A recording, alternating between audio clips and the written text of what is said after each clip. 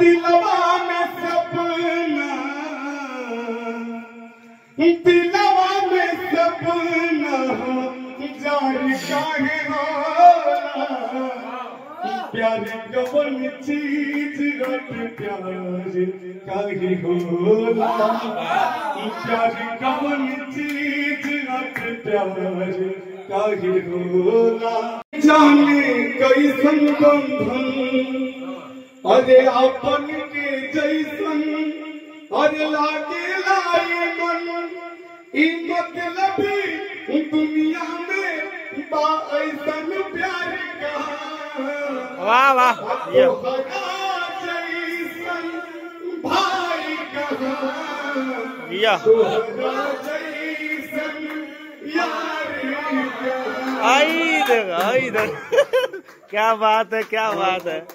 बहुत बहुत बहुत स्वागत है मुझे एक तरफ से प्यार आशीर्वाद बा। बहुत बढ़िया। और कैसे भैया काफी दिन बाद मुलाकात भइल बा, बड़ा अच्छा लगा भैया से बहुत मुलाकात होला, लेकिन भैया के प्यार हमेशा पोस्ट तो भैया के हमेशा, लेकिन जी बड़ी पोस्टर भैया सबसे अलग रहा एकदम बेहतरीन आई कहे बा। हर दिलवा में सपना वाह वाह हो करिया रे लड़का कहते हैं जाओ आखिर दीवाना से कौन ऐसा मेमोरी हो गई जो हमरा को छोड़ के चल गई।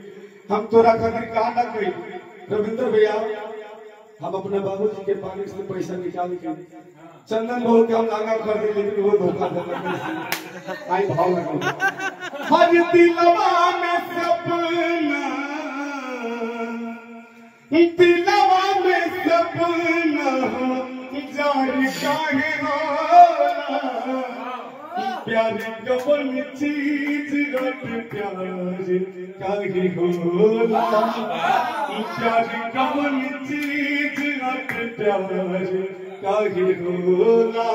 लेकिन लड़का कहता कि तोरा बिना दुनिया बिरान लागे दूरी है, नजरा का तोड़ता हर नजरिया का होले, भूल जाइबू दुर्बिया भैया के हर उमरिया का होले, भूल जाइबू मोहन भैया के उमरिया का होले। लेकिन पिट्टू भैया अरे भटकत नगेंदर विराग लागे कोई रे, तोरा बिना दुनिया विराग लागे कोई रे। लेकिन भैया कहता बस लाइक बात भैया सबके ऊपर गुजर जे मम्मारे राल भाई सबको लाइक है, मम्मारे से राल होते गाना हर कलाकार के तो वैसा किया होला।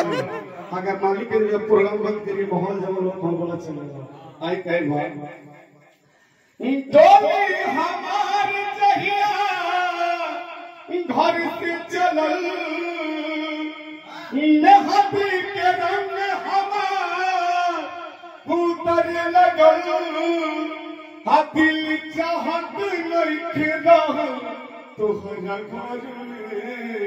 लेकिन दुर्जा भैया लगे कहता हम बना राजा प्यार कैले बानी,